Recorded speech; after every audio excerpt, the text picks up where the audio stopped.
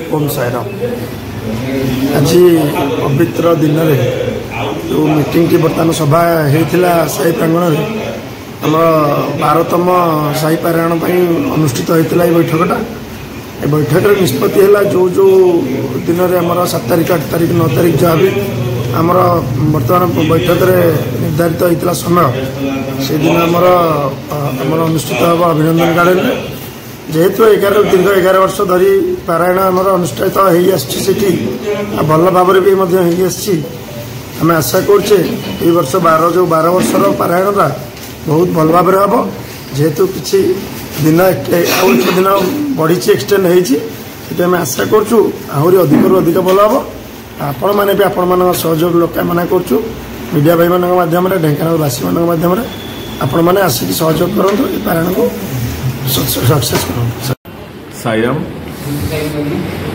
आज 12तम पारायण कम जो एक दिवसीय पारायण हुए आज 12तम पारायण में आम प्रस्तुति बैठक प्रथम प्रस्तुति बैठक बसिचु।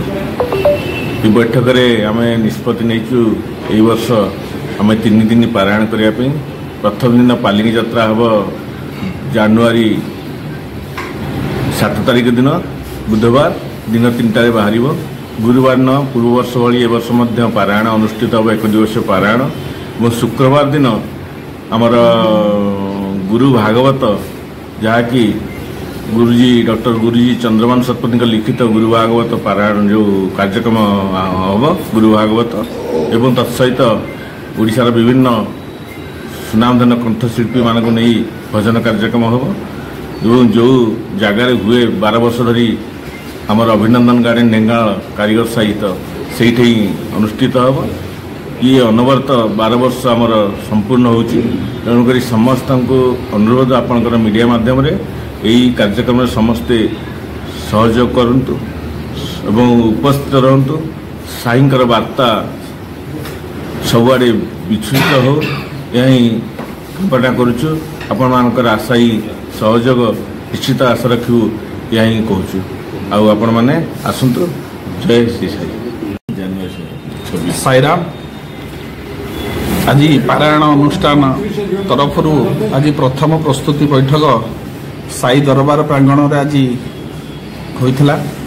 एथिरे समस्त भाई माने एथिरे योगदान देथिले एवं स्थिरीकृत करा जायछि जानुआरी 7, 8, 9 ए वर्ष आमर 12 वर्ष पूर्ति अभिलक्षे तो से दिन आम गोटे दिन ए वर्ष बढ़ईचु जोटा कि आमर 7 तारिख दिन रहिबो पालकी शोभा यात्रा। 8 तारिख दिन गुरुवार जोटा कि साई सचरित्र पारायण एवं आउ 9 तारिख जोटा रखाई गुरु भागवत। तो यही प्रोग्राम रे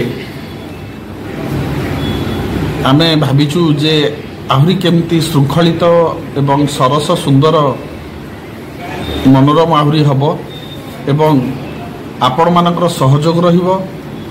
सेथिपई आपण मीडिया भाई मानकर माध्यम रे आपण को अवगत कराई दिया जाउची। आपण एथरे अत्यधिक भाव अधिक रु अधिक आपण योगदान दे बाबांकर कार्य को सफल मंडित करंतु। ओम साईराम।